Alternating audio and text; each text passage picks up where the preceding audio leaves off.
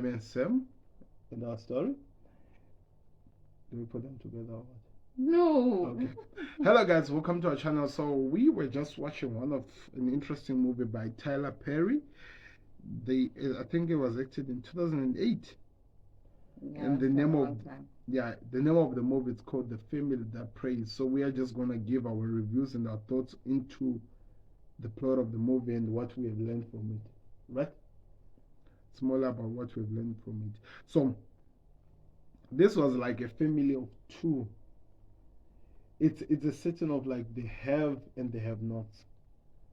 So the white family, the right family was the rich family, while the Allison or the Raymond family or something like that. Is that it? Whatever her name was called?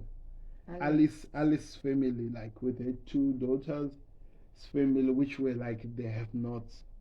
As it started the plot of the movie, the setting of the movie starts like they were preparing for a wedding, which was Andrea's wedding, who she was getting married to a husband, I think, called Chris Bennett. Yeah. Bennett or something like that. So Chris Bennett, it looked like he was just an innocent man, you know.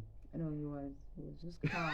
Well, according to me, yeah, he was just calm. Exactly. It felt like he was a child in a big people's game or something.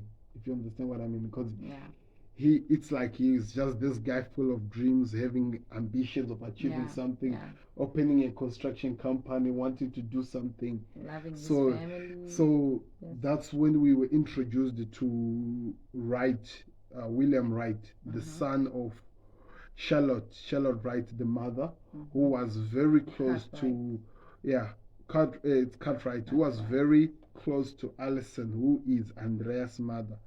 Andrea's mother is Chris Bennett's husband. It's my ex-wife, if that makes sense. Look at the connection. We were introduced to William Cartwright, right? The rich guru who seemed like he's owning the company. We saw with his wife, which was called Gillian Cartwright, and William was the son of Charlotte. There was the mother who was very close to Alice, which was Andrea's mother, Andrea and Pam.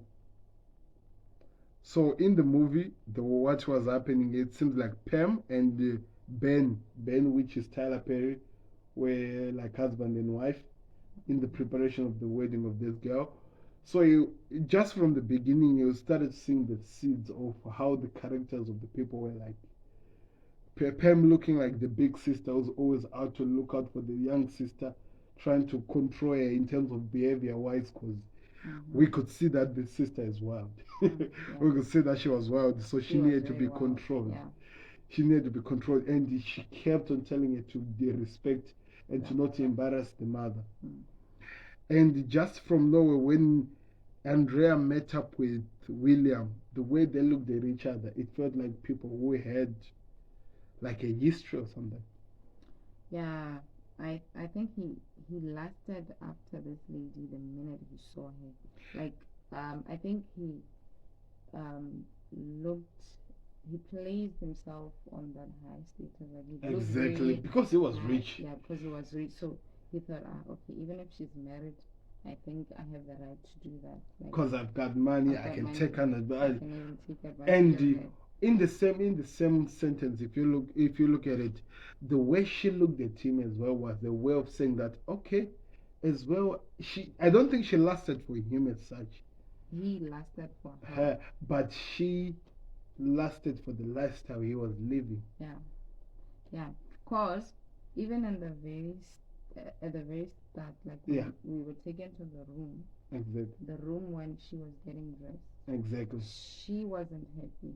She wasn't happy with the dress she was wearing. Yeah, like it's sort of everything surrounding the wedding and everything. She wasn't really at a point of satisfaction. Because she wanted more. She wanted a bigger gown, what. So it means she wanted the rich life. Yeah. While the mother had done what she could to provide for her for this humble wedding that they were having. And the husband couldn't give that to her. Exactly, So, because we even saw in that wedding that he actually got the job on the wedding by when William gave him the card and said that call me if you want employment. yeah. So that's where he gets employed. But as we look getting into the movie, that's when we fast forward to 4 years later, and to our surprise, Andrea already had a child, and it seems like everything was going well for her. She's driving a BMW. Was it a BMW or Benz? Yeah, and something like and we could see that her mother owned a diner, like she was owning, while she was being helped by the elder sister, which was Pam. And we saw that Chris and Ben, which was Pam's husband, they were working in the construction company of William Wright, or should I say, let's just call it Charlotte Wright, because she was the bigger what, the bigger boss. Yeah. And we just started seeing the seeds of what everything had changed. It felt like Andrea was running everything because she was kind of like working in the highest part of the company. Yeah. So it meant that she had more money than what the husband was making as a constructor. She was closest to Mr. He was Carter. closest Yeah. to the CEO of the company. So, of course, the benefits and some part of the benefits, we're going to talk about that.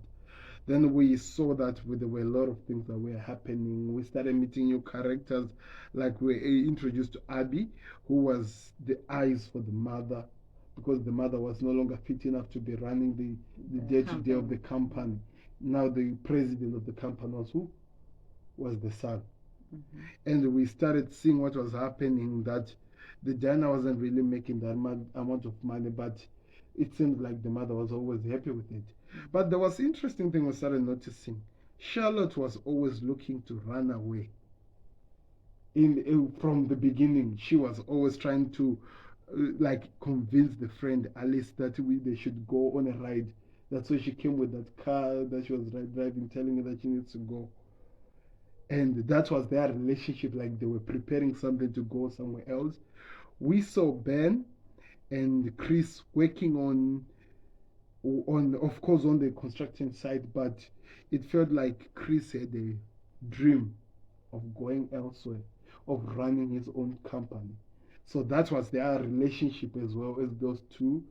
And we saw the relationship between Pam and Andrea, which included the son, that she had to take care of what, of the son of the sister while she was at work, but at the same time expect to be paid every time. I think it was 300. But it seems like they were always fighting over something or something. No, they always had issues. Yeah, it was like issues. Big sister feeling like, and the little sister no longer respect her because she has more money than her. Yeah, also that's how she was acting. And also the way she was always treating her as well.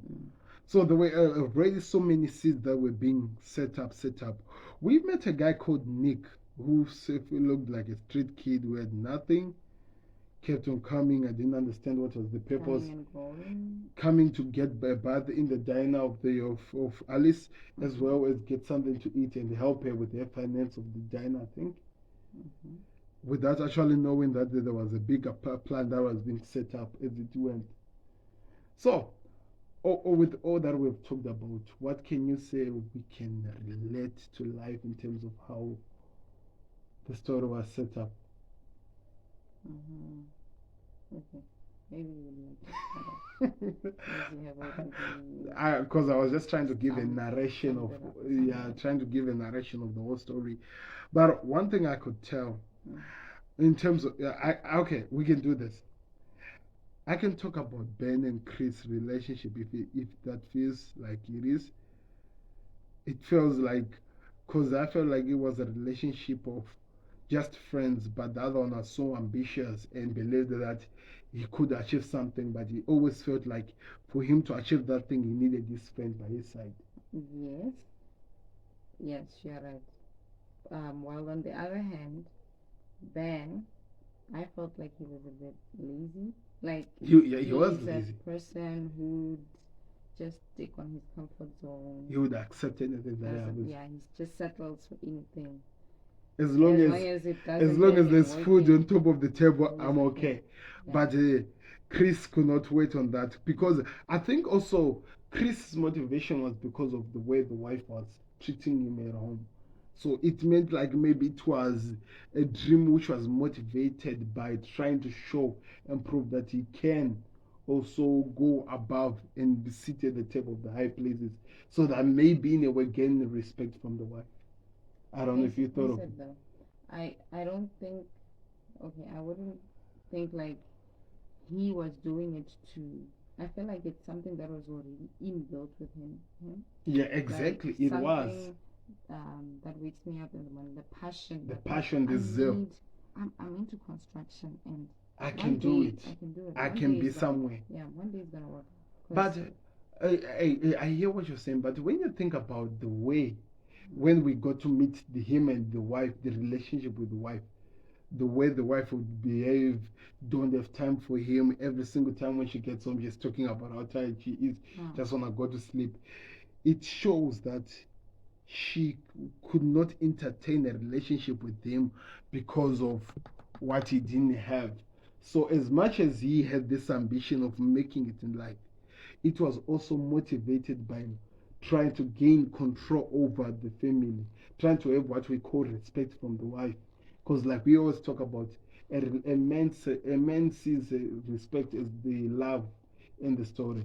So he never felt loved by the wife, but he loved her back. So he wanted to prove that if he can build something from the ground up, he could gain that sense of respect in the house, which in turn means love. I don't know if that makes sense. Okay, I share different sentiments. Yes. Because automatically when a man gets married, he knows that he has to provide. Exactly. I actually salute him for his behavior because he was not a person who was led by the wife's actions. Like, in as much as he felt disrespected that was so confusing me. It confused me as well because I know how an ego of a man is like. Yeah, but he remained so calm. Like, he's so humble in a way. So humble. I think maybe he was motivated by the goal that they have a child. He had to look after that, and he had to maybe show something to the child about what they are capable, what a man should be doing, and what a man should do. So maybe that could be the other reason. Yeah, like it really struck me. I'm like, because in this case, he would have to, like, it would have to push him, but he wasn't so pushed. Exactly. He still took his life one step, one day at a time. And as much as yes, what the wife did would have had some impact on him. Exactly. He didn't really or it did, but he didn't show it much. Exactly. He just wanted to. Yeah, one step he needed to be there. He wanted to be there. Which even led him to approach her the other time, and he told her that please communicate with your boss. For me so that at least he could give me an opportunity to that. Maybe some of the smaller jobs he's not doing, he can throw to a small construction company. Start off from somewhere. But also that also helped me to actually discover that he was also an ambitious man. Because at the end of the day, he did go to the boss. Yeah, he did manage, even though it was, people might call it by luck, but he went in, and the guy laughed at him. Without saying so much, the guy laughed at him. And that, I felt like I'm always a person who says that never take people for granted. Yeah. Whether I'm wearing a shoe that has a big hole under my foot, you don't know what God has got for me. You don't know what His plan for me is. Yeah, and that felt like that. I think we've really spent so much time with Chris and Bernard and Ben. We can talk about maybe another relationship of Charlotte and Alice, the mother of William and Charlotte. Their relationship was built on I felt like their relationship was real and genuine. Yeah, that was the relationship. Because in a way, Charlotte had everything that she would ever want. She had the money, she had everything, but it felt like she was never fulfilled with what she had. And what gave her fulfillment was spending time with Alice. And guess what? I don't remember in any part of the movie was Alice ever asking anything from Charlotte. No, she never asked. They just shared a pure friendship. Exactly. That's why I said it was a genuine friendship. And in fact, Alice actually explained it in the movie when they were in that crazy, like a country club, where she said that my husband sent me to her when she refused to sell her building, her diner, when the man was trying to renovate the location. And when she went there, she refused, and she was moved with the determination of the woman, and she decided to be close to her, and that was 30 years ago. That's how their friendship began. Yeah, yeah, yeah. And it felt like for everything she would always rely on her. Yeah, That was amazing. But in terms of, as we got to the movie, we discovered that Charlotte was sick. Maybe that explained why she was trying to run away. How do you, in a way, when you find a person sick of that disease, how do you help people like that? No, I'm not saying like how do you help as a, how do you deal with it, and the way, because we saw the way she dealt with it. She became a supportive friend. She tried to be there because she kept on giving her signs that my memory, the memory saying memory full, talking about herself because she was having that disease. What is the name of the disease? Hey, I think it's Alzheimer's. I don't know. Alzheimer's, which means that you start to forget about things. You forget about you, your identity, even your own name as time goes. Yeah. So I think like how we just explained the basis of the relationship, everything is like genuine and exactly. So even her support, Alice's support towards Charlotte, sick than friend. Exactly. Amazing. Because you would expect a friend. Exactly. Yeah. One of my favorite moments was after they'd gone to the club and she got drunk. They went to the men's club and whatever, which she was putting money. I love that Alice took her and she got baptized. Yeah. She said that my friend has never been baptized. So I love that part of spiritual nature, to recognize that she needs to be elevated spiritually to a certain level. And I love that part because I think that it symbolizes so much as the movie goes, as we continue with it. Because she could feel that there's a lacking that she needs. And most of the times we learn that these material things can never bring satisfaction. Exactly. But there's that aspect of your life that once covered, you can experience peace. So that's what she was trying to bring to her, because that's the most expensive thing. And also, I discovered something. From the beginning, Charlotte knew that something was wrong with her friend. Yeah, she did. But as she knew, she never pushed. Yeah, she knew that as they go, when she's ready, she'll tell me. Yeah. She wanted to just travel north.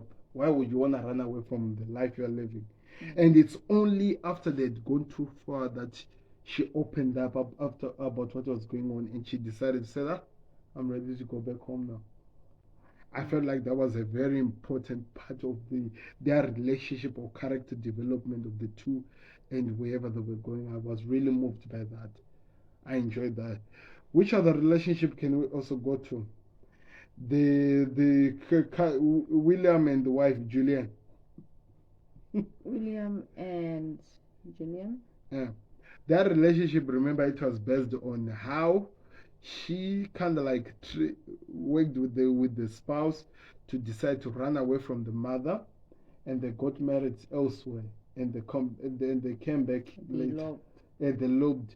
That's why maybe the relationship with the mother-in-law was never really built, and we could learn something from there, because you could see that her relationship with the mother-in-law was never there, but she needed to be friends with her. Mm-hmm. Because at the end of as the movie was going, we could see that when she was in need of help, she had nowhere to go but run to the mother. Because the husband was not giving her problems, troubles, cheating, and the only person who understood the son better was the mom. Was his mom. Exactly. So she could give her the wise counsel better, because she knows how her son is. Exactly. And I loved the way the mother was like, especially when she was giving the advice. She she could see the similar characteristics of his father in him before, and she never knew. And I remember she was even laughing at you. You are saying you love him. You need to be strong. You need to be strong. You are married to one of the most richest men in the world, their world, for example, and he doesn't have a prenup on your marriage. A prenup, remember, it means that whenever they divorce, she gets nothing. That's what a prenup is. It just means that I have my riches, whatever I have. If in any element of divorce, you're getting nothing. I'm protecting my finance against you. You are here for me, not my money. So there was no prenup in this. So she had the power to add the demand whatever she wants in the divorce. So she was told, be strong. That's what the woman says. You can't be telling me that you are like what while you have this much power. Be strong, go make your demands. And we did see the demands at the very end.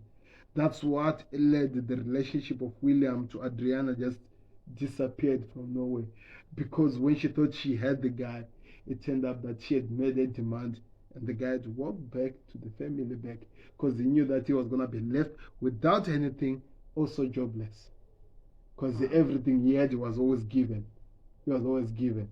So I felt like that was very important because she grew as a woman in terms of character-wise. She grew and she learned that sometimes you have to be hard. This man, this man, I know I'm talking as a man, this man can disappoint you, but you need to stand your ground and learn to control your family. Felt like that was very, very important. What else are we forgetting here? The other relationship. Ben and Pam. Ben and Pam, the relationship. I felt like it was an exciting relationship. It was a husband and wife. Husband being somebody who's just lazy, who does everything, and everything that bothers him, he always pushes it to the wife, and the wife takes over. Remember when they were arguing with the wife's sister? He was like, get your sister, and the woman took control. So that gave Adriana maybe the idea to say that you have no power as a man, you can't do anything. It felt like she undermined her, and he kept on saying, you two can never be man enough for her. It was crazy anyway. But it is one movie that you would learn so much from. Character-wise, development, you would learn how you should. There was something that moved me, especially with the relationship between Alice, the mother, and Adrienne and Pam. Pam was always the loyal daughter. Every single time, even though she had nothing, she would always want the mother to have something. That's why you saw that when she was asking for the 300, she kept on pushing Adrienne that give mom the money. Give mom the money because she could see that the mom is struggling, but the mom is just being strong. And I loved in the last point when she had everything had exploded. Now people knew that she was having an affair with this rich man. The mother came and she told her daughter that you can never make it in life while stamping on other people's tears, hurting other people in the process. You can never make it in life at all. You will be disappointed. She literally told her she knows how the stories end. And we got to discover that Adriana, she was holding on to something that happened in the past where her father left the mother because of her. She blamed her mother for the father leaving them. Otherwise. Exactly, and he went to marry another family. That's something that every child has to understand in life. I don't know if we ever talk about this. If parents divorce or something or whatever that happens, it's never your fault. And also, as much as they do not agree on something, you cannot blame your mother for the walking of your father. Because if you look at it in the other hand, if you walked away and she walked away, you are left alone. But you are now attacking the person who stood.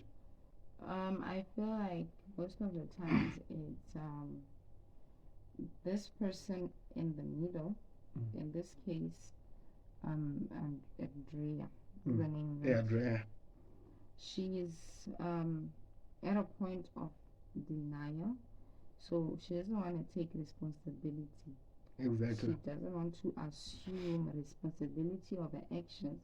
So in that pain, she points fingers at others. Yeah, so you that know, she doesn't get to feel the pain for what wrong she's doing. So she puts it on other people, Wow. on the parents. I never really thought of that in that manner, but it makes sense as well. Yeah. That she is making a mess out of her life, rather to take responsibility. Yeah. She's busy pushing it to other people. Even with the son, you remember when she brought the son to be taken care of. The agreement is she gives the money.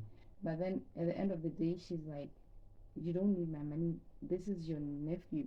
I don't need to be giving you money. Exactly. She's running away from responsibility. So she's used to that, not taking responsibility of her actions and blaming other people for it. Like, if we made an agreement, let's fulfill the agreement. True. Don't run away from things and start pointing fingers. It's you who's not fulfilling your role as the aunt to the child. In fact, not even the aunt, as the mother. Remember, she was the mother. No, I mean Pam, when she was pushing to Pam. Exactly. Yeah, she was pushing it to Pam. That's cool. And I never, the whole entire movie, I never saw the relationship between her and the child. No, yeah, it wasn't there. In fact, the relationship was actually between Pam and the child. Yeah. And it seemed like also the father and the child, who in the end it turned out that he was not even the father. Yeah. The child does not even know his own real father. It's a crazy story. But there is so much in this story, people. There's so much to learn from this movie. And I would just love for you to go check it out, as we have. It's the name of the movie is called The Family Praise by Tyler Perry as the director, as well as Ben the actor.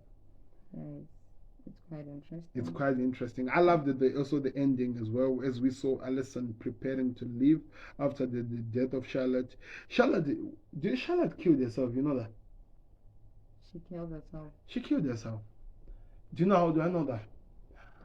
In that last scene of her, we saw her.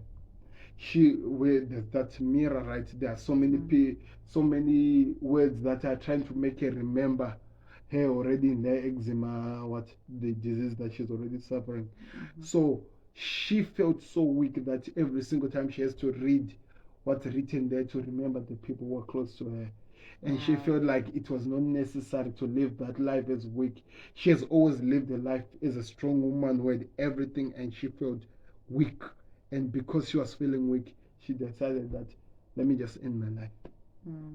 That's why we saw her opening that box, taking so many pills. It means that she mixed and she had a dose of pills and overdosed, because she could not accept it to live with that disease and become a burden to so many people. That's why she talked about it. Don't let my son take me away when she was still with Alice, when I start to forget. Yeah, that was a very a crucial part of the movie as well, because it showed just how